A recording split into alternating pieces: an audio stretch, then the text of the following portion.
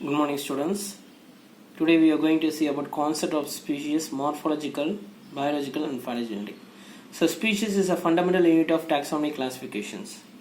So fundamental unit of taxonomy classification unit கேட்டாங்கன்னா species தான். Greek philosopher Plato proposed concept of eidos or species that all objects are shadows of the eidos. So eidos னு சொல்லும்போது என்ன சொல்லலாம்னா ability to think சொல்லலாம். ability to think இல்லைனா intellectual கேரக்டர்ஸ்ன்னு சொல்லலாம். அதாவது உங்களுக்கு வடிவங்கள் அனைத்தும் வந்து ஒரு நிழல் படிவங்கள் மாதிரி தெரியும்னு சொல்கிறாங்க. வடிவங்கள் எல்லாம் வந்து பார்த்தோன்னா எப்படி இருக்கும், ஒரு நிழல் படிவங்கள் மாதிரி தெரியலாம்னு சொல்கிறாங்க. இதுக்கு மீனிங் என்னன்னு சொல்லும்போது பார்த்தோன்னா ஒரு ஸ்பீஷஸும் இன்னொரு ஸ்பீஷஸும் ஹேவிங் த சேம் கேரக்டர்ஸ். ஒரு பிளான்ட்டுக்கும் இன்னொரு பிளான்ட்டுக்கும் வந்து பார்த்தோன்னா பண்புகள் ஒரே மாதிரி இருக்கும். நீங்கள் ஃபார் எக்ஸாம்பிள் செம்பருத்தி எடுத்துக்கிட்டிங்கன்னா செம்பருத்தி உள்ள தாவரங்கள் வந்து பார்த்தீங்கன்னா ஹைபிஸ்கஸ்லேயே உங்களுக்கு டிஃப்ரெண்ட் டைப்ஸ் ஆஃப் கலர்ஸ் இருக்குது. ஹைபிஸ்கஸ்லேயே உங்களுக்கு வந்து பார்த்தீங்கன்னா ஹைபிஸ்கஸ் கனாபினஸ், ஹைபிஸ்கஸ் ரோசா சைனன்ஸ்னா செம்பருத்தியும் தெரியும். ஹைபிஸ்கஸ் கனாபினஸ் சொல்லும்போது புளிச்சிக்கீரை, ஹைபிஸ்கஸ் சப்டாரிஃபா அண்ட் தெஸ்பெஷியா பாப்புலினியான்னு சொல்லும்போது பார்த்தீங்கன்னா பூரசம். இதெல்லாம் வந்து பார்த்தீங்கன்னா பண்புகள் எல்லாம் ஒரே மாதிரியான பண்புகள் தான் இருக்கும். அதான் என்ன சொல்கிறாங்கன்னா ஆல் ஆப்ஜெக்ட்ஸ் ஆர் த ஷேடோஸ்ன்னு கொடுத்துருக்காங்க. ஒரு நிழல் படிவங்கள் மாதிரி உங்களுக்கு தெரியும், ஏன்னா நம்ம படிக்கின்றன்னு சொல்கிறாங்க. ஸோ ஒவ்வொரு ஸ்பீஷஸ்க்கும் இன்னொரு ஸ்பீஷஸ்க்கும் வந்து பார்த்தீங்கன்னா பண்புகள் ஒரே மாதிரி இருக்குன்னு சொல்கிறாங்க. ஓகே, அக்கார்டிங் டு ஸ்டெபின்ஸ் என்ன சொல்கிறாங்கன்னா species is the basic unit of evolutionary process சொல்கிறாங்க. ஸ்பீஷிஸ் சொல்லும்போது ஒரு பரிணாம செயல்முறையின் ஒரு அடிப்படை அழகுன்னு சொல்கிறார், ஒரு யூனிட் சொல்கிறார். So okay, so evolutionary process பரிணாம மூலமாக ஒரு தாவரம், இப்போ இருக்க தாவரங்கள் ஏற்கனவே இருந்த தாவரத்துக்கு வந்து உருவாகி இருக்கலாம். அப்போ species is the basic unit of evolutionary process அப்படின்னு சொல்லிட்டு ஸ்டெபின் சொல்கிறார். Species is a group of individual organisms which having the following characters. So ஸ்பீஷஸ்னால் ஒரு பிளான்ட்டுன்னு நம்ம ஒரு பிளான்ட் எடுத்திங்கன்னா ஸ்பீஷஸ் சொல்கிறோம். ஹைபிஸ்கஸ் வந்து ஜீனஸ் சொல்கிறோம். ரோசா சைனின்னு சொல்கிற போது என்ன சொல்கிறோம், ஸ்பீஷியஸ். ஓகே, அப்போது அதேமாதிரி ஹைபிஸ்கஸ் சப்டாரிஃபா, ஹைபிஸ்கஸ் கனாபினஸ், இந்த மாதிரி உங்களுக்கு நிறைய ஸ்பீஷஸ் இருக்கும். ஹைபிஸ்கஸ்லேயே நிறைய ஸ்பீஷஸ் இருந்துச்சுன்னா அப்போ individual organisms having the following characters. ஒரு ஸ்பீஷஸ்க்கு வந்து பார்த்தீங்கன்னா உங்களுக்கு அதோட பண்புகள் காணப்படும் சொல்கிறாங்க. So species group of individual organisms, this individual organism having the following characters. So இது பாருங்கள் என்னென்ன கேரக்டர்ஸ் இருக்குது. அப்போ இண்டிவிஜுவல் ஸ்பீஷிஸ் ஆர்கனிசம் வந்து என்னென்ன ஃபாலோயிங் கேரக்டர்ஸ் இருக்கும் அப்படின்னு சொல்லும்போது the population of organism which closely resemble each other more than other populations. உங்களுக்கு எக்ஸ்பிளனேஷன்ஸ் கொடுத்துருக்கேன் பாருங்கள். the population of organism which closely resemble each other. இப்போ நான் ஏற்கனவே உங்களுக்கு எக்ஸாம்பிள் சொல்லிட்டு வரேன் பாருங்கள். ஒரு ஸ்பீஷிஸ் இருக்குது, ஒரு பிளான்ட் இருக்குது, ஹைபிஸ்கஸ் சொல்கிறீங்க, ஹைபிஸ்கஸ் ரோசா சைனன்சிஸ், ஹைபிஸ்கஸ் சப்டாரிஃபா, ஹைபிஸ்கஸ் கனாபினா சொல்லும்போது புளிச்சிக்கிற, இதெல்லாம் வந்து டிஃப்ரெண்ட் ஸ்பீஷியஸ். ஹைபிஸ்கஸ்லேயே உங்களுக்கு டிஃப்ரெண்ட் ஸ்பீஷிஸ் இருக்குது. இந்த ஸ்பீஷிஸ் வந்து க்ளோஸ்லி ரிசம்பிள், இந்த தாவரத்துக்கும் ஒரு பண்புகள் வந்து பார்த்தோன்னா ரிசம்பிளாக தான் இருக்கும், ஒரே மாதிரியான பண்புகள் சிலது இருக்கும். ஆனால் இந்த ஸ்பீஷிஸுக்கும் இன்னொரு ஜீனஸ் உள்ள ஸ்பீஷிஸ்க்கும் டிஃபர் ஆகும். அதான் சொல்லியிருக்காங்க closely resemble each other more than other populations. மற்ற ஜீனஸ் ஆஃப் ஸ்பீஷிஸ் காட்டிலும் இந்த பண்புகள் வேறுபட்டு காணப்படும். Okay, species having the same characters, closely resemble characters more than other population na other genus of species. Okay, so descend from the common ancestor. they na இங்க species. so common ancestor னு சொல்லியிருக்காங்க. அப்போ ஏற்கனவே இந்த தாவரமானது இந்த species இப்போ உருவான தாவரங்கள் வந்து பார்த்தோன்னா ஏற்கனவே உருவான தாவரத்துலேருந்து உருவாகுனது சொல்கிறாங்க. மூதாதையர்லேருந்து உருவான தாவரங்கள் தான் இப்போ இருக்கக்கூடிய தாவரங்கள் அப்படின்னு சொல்கிறாங்க. They descend from the common ancestors. Okay, மூதாதையரின் இனத்தோன்றிகள்னு சொல்லலாம். Species in sexually reproducing organisms they interbreed freely in nature producers fertile offsprings. சில ஸ்பீஷிஸ் வந்து செக்ஷுவல் ரீப்ரொடியூஸ் ஆகும், அப்படின்னா இன்டர்பிரீட் ஆகும். இன்டர்பிரீட்னா இப்போ இங்கே எக்ஸாம்பிள் கொடுக்குறேன் பாருங்க.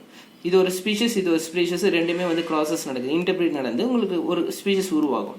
இந்த ஸ்பீஷஸ் வந்து பார்த்தோன்னா இட் இஸ் இன் ஃபர்டைல், வளமான ஒரு தாவரம் உருவாகுது. வெவ்வேறு தாவரங்கள் நம்ம கலப்பினம் செய்யும்போது இன்டர்பிரீட் பண்ணும்போது நம்ம பார்த்தீங்கன்னா F1 ஜென்ரேஷனில் கிடைக்கக்கூடிய தாவரங்கள் வந்து ஃபர்டைல் ஆஃப்ஸ்பிரிங்ஸ். இது இந்த ஸ்பீஷியஸ். அப்போ this is a sexually reproducing organisms having producing new species which is fertile in nature. அப்போ அந்த சந்ததி வந்து பார்த்தோன்னா வளமான தாவரங்கள் நம்ம உற்பத்தி பண்ணுறோம். அப்போ இந்த பாயிண்ட் உங்களுக்கு சொல்லியிருக்கேன். Okay, in sexually producing organisms they interbreed freely in nature producing fertile offspring of species. அதே இன் ஏசெக்ஷுவலி ப்ரொடியூசிங் ஆர்கனிசம் சொல்லும்போது they identify by morphological resembles. இப்போ செக்ஷுவல்னா 2 பிளான்ட் கிராஸ் ஆகிடுது, உங்களுக்கு ஒரு நியூ ஸ்பீஷஸ் வந்து ப்ரொடியூஸ் ஆகுது, ஒரு வளமான ஒரு சந்ததி உற்பத்தி ஆகுது, ஒரு தாவரம் உற்பத்தி ஆகுது.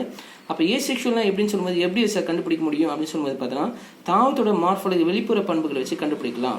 ஃபார் எக்ஸாம்பிள் பிரீஃபில் தாவரம் பார்த்தீங்கன்னா அந்த லீவ்ஸ்க்கு மேலே உங்களுக்கு சின்ன சின்ன பட்ஸ் உருவாகும். இந்த பட்ஸ் வந்து பார்த்தீங்கன்னா it is detach from the plant, normal லீஃப்லேருந்து கீழே விழுந்து உங்களுக்கு புதிய தாவரம் உற்பத்தி ஆகும். So that is asexual propagations. அப்போது ஒரு இலையிலேருந்து அந்த உற்பத்தியான பட் வந்து பார்த்தீங்கன்னா கட்டாய் கீழே வந்துச்சுன்னா அதெல்லாம் சொல்லலாம் asexually reproducing organisms. They are identify by what characters means morphological வெளிப்புற பண்புகளை வச்சு நம்ம கண்டுபிடிச்சிடலாம் அந்த ஸ்பீஷீஸை. சார் அப்போ ஃபாசில் ஆர்கனிசம் சொல்லும்போது எப்படி சார் ஐடென்டிஃபை பண்ணுவோம்னா, தொழில் உயிரினங்கள் இருக்கும்போது எப்படி சார் ஐடென்டிஃபை பண்ண முடியும்னா புறத்தொற்ற பண்புகள் வெளிப்புற பண்புகளை தான் வச்சு பண்ண முடியும். அப்படி இல்லைன்னா அனட்டமிக்கல் வச்சு இன்டர்னல் உள்ளமைப்பை வச்சு நம்ம ஈஸியாக ஐடென்டிஃபை பண்ணலாம் அதோட ஒற்றுமை எப்படி இருக்குன்னு சொல்லிட்டு அந்த இனம் வந்து அந்த ஸ்பீஷஸ் வந்து எந்த ஸ்பீஷஸ் சொல்லிட்டு ஈஸியாக ஐடென்டிஃபை பண்ணலாம். Okay, so this are the some of the following characters of individual organisms. Okay, species வச்சு எப்படிலாம் நம்ம சொல்கிறாங்கன்னு சொல்லியிருக்காங்க. ஸ்பீஷஸ் வந்து கான்செப்ட் வந்து பார்த்தீங்கன்னா கிளாஸிஃபைட் இன்டு 2 ஜென்ரல் குரூப்ஸ், 2 வகை பிரிக்கிறாங்க. ஒன்று வந்து பாருங்கள் concept emphasising process of evolutions, அப்புறம் product of evolutions. Process of evolutions, product of evolutions. இப்போ இதுக்கு எக்ஸ்பிளனேஷன் கொடுத்துட்டு இந்த பாயிண்ட்டுக்கு வர பாருங்க. For example that maintains a species as a unit and that can result in evolutionary divergence and specifications. இங்கே point பாருங்க, evolutionary divergence and specifications. Divergence and ஸ்பெசிஃபிகேஷன்ஸ்னா formation of new species by evolutions. நான் ஏற்கனவே சொல்லியிருக்கேன். For example எடுத்துங்க, 2 தாவரத்தை நீங்கள் interpret பண்ணீங்க, கிடைக்கக்கூடிய தாவரம் வந்து ஃபர்டைல் சொல்கிறீங்க, வளமான ஒரு தாவரங்கள் உற்பத்தி ஆச்சு, அதுதான் வந்து பார்த்தோன்னா நியூ ஸ்பீஷியஸ். ஒரு பரிணாமம் மூலமாக ஒரு புதிய தாவரங்கள் உற்பத்தி ஆச்சுன்னா அது டைவர்ஜன்ஸ் அண்ட் ஸ்பெசிஃபிகேஷன் சொல்லலாம். Process of evolutions. Okay, another concept emphasizes product of evolution in a defining a species. In defining a species na parunga, giving description fully of newly species form. Okay, giving descriptions fully of a newly species form product. இப்போ process of எவல்யூஷனுக்கு product of evolution சொல்கிறாங்க. Process of எவல்யூஷன்னா 2 plant cross ஆகிட்டு உங்களுக்கு கிடைக்கக்கூடிய plant வந்து பார்த்தோன்னா that is process of evolution. ஒரு புதிய தாவரம் உற்பத்தி ஆச்சு, ஒரு பரிணாமத்தில் வந்து பார்த்தோன்னா 2 தாவரம் வந்து பார்த்தோன்னா இன்டர்பிரேட் பண்ணி ஒரு புதிய தாவரம் உற்பத்தி ஆச்சுன்னா அது ப்ராசஸ் ஆஃப் எவல்யூஷன். கிடைச்ச தாவரம் வந்து ப்ராடக்ட்னு சொல்லலாம், ப்ராடக்ட். அப்போ இந்த கிடைச்ச தாவரம் வந்து பார்த்தோன்னா we have to assigning a name, identify பண்ணோம் அந்த தாவரத்தோட பண்புகள் எப்படின்னு சொல்லிட்டு ஐடென்டிஃபிகேஷன் கொடுத்தீங்கன்னா அது ப்ராடக்ட். ஓகே, ஸோ இங்கே பாருங்க உங்களுக்கு பிக்சர் கொடுத்துருக்கேன் பாரு, 2 பிளான்ட் இருக்குது, அது எவல்யூஷன் சொல்கிறீங்க, கிடைச்ச ஸ்பீஷஸ் வந்து ப்ராடக்ட்னு சொல்கிறீங்க. ஓகே, கிடைச்ச ஸ்பீஷஸ் வந்து பார்த்தோன்னா ப்ராடக்ட், அதான் இங்கே கொடுத்துருக்கேன். So evolutionary that is concept of process of evolutions and product of evolutions.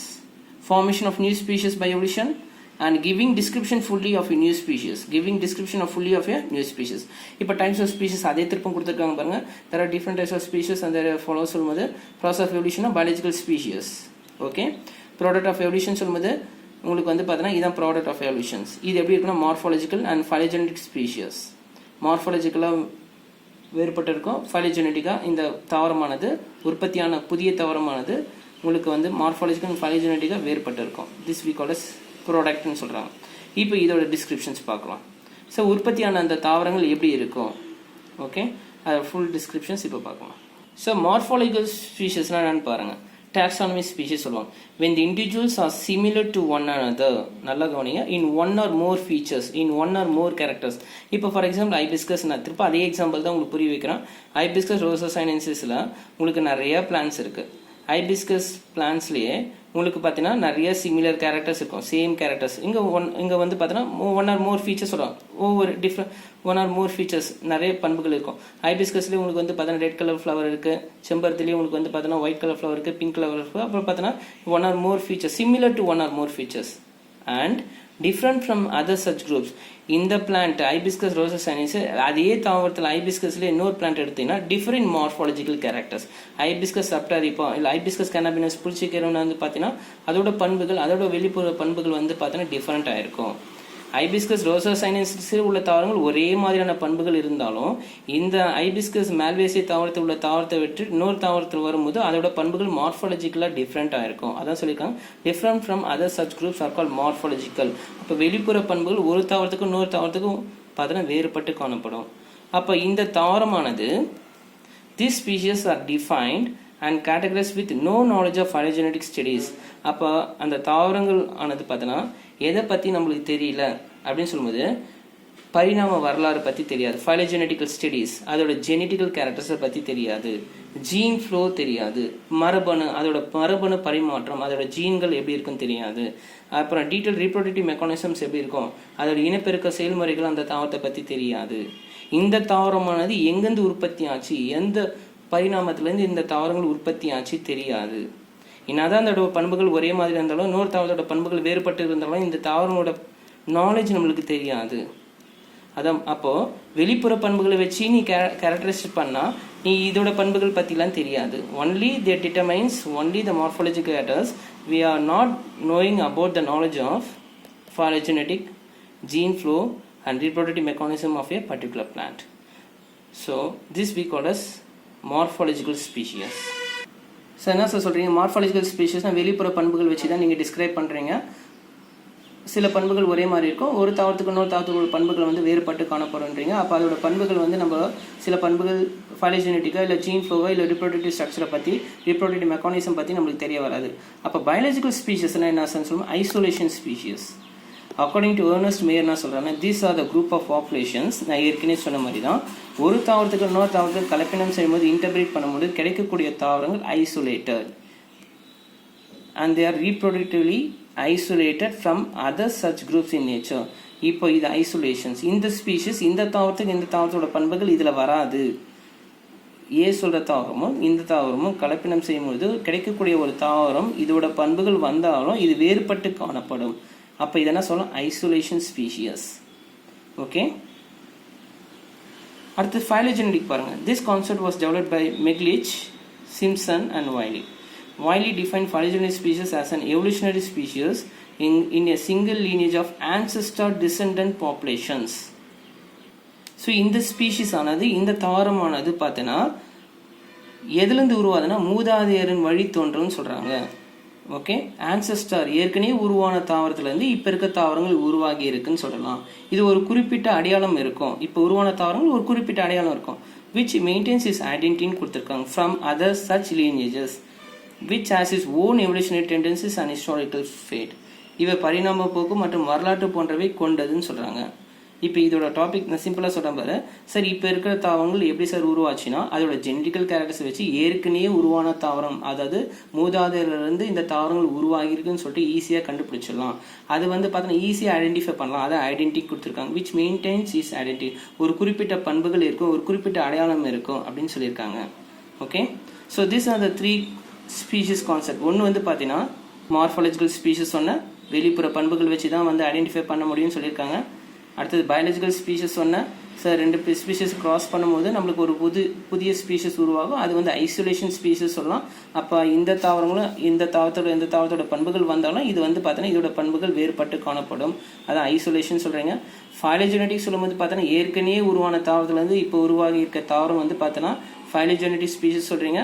அதோட பண்புகள், அதோட ஜெனட்டிக்கல் கேரக்டர்ஸ், அதோட பைலோஜெனட்டிக்கல் கேரக்டர்ஸோ இல்லை அதோட ஜீன் ஃப்ளோவோ இல்லை அதோட ரீப்ரொடக்டிவ் ஸ்ட்ரக்சர் எல்லாம் வந்து ஈஸியாக ஐடென்டிஃபை பண்ணலாம், ஒரு குறிப்பிட்ட அடையாளம் இருக்கும்.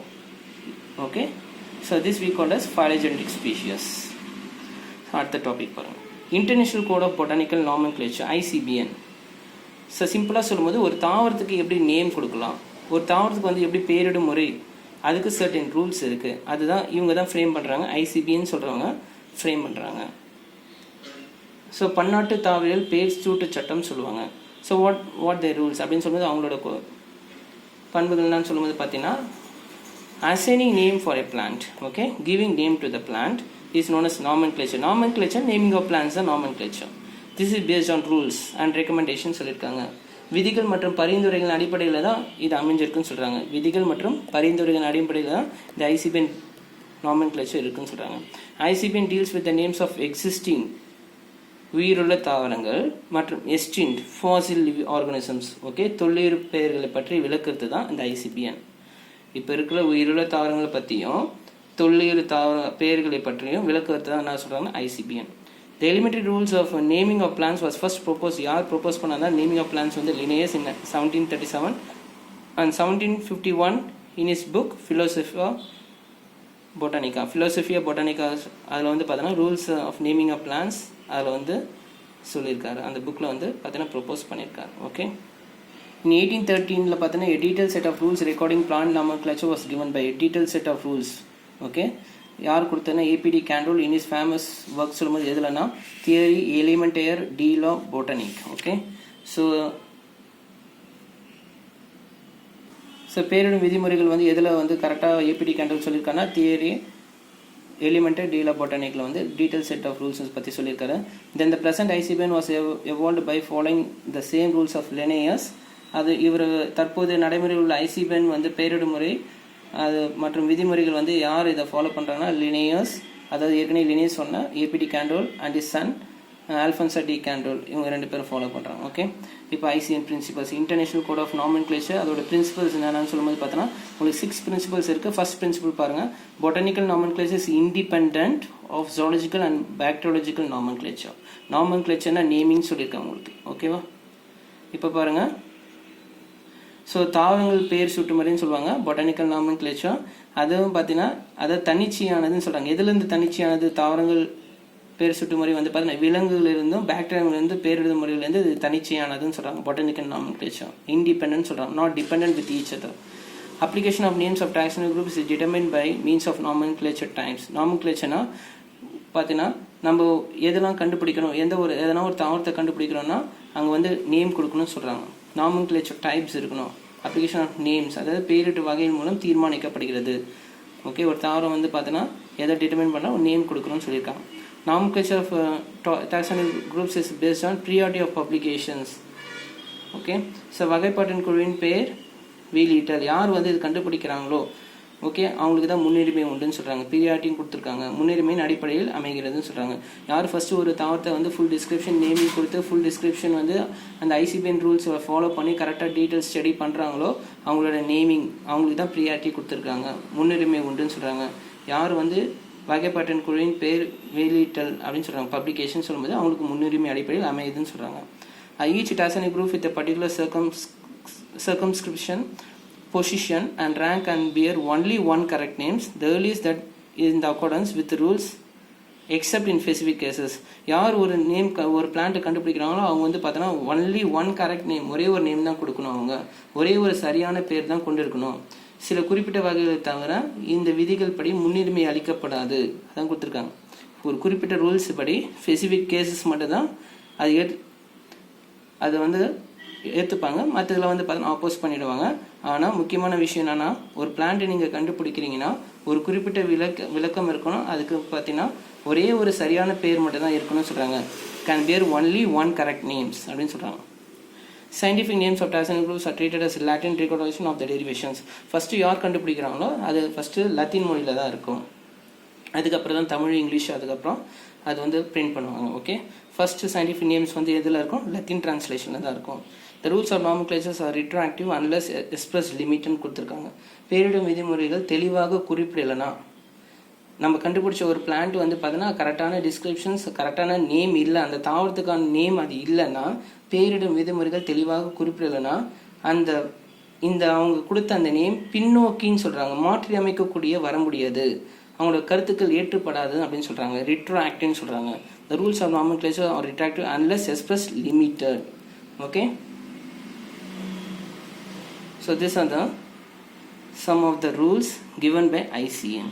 இந்த 6 rules வந்து கரெக்டாக இருந்தால் தான் it has been published in a book. Okay. Thank you.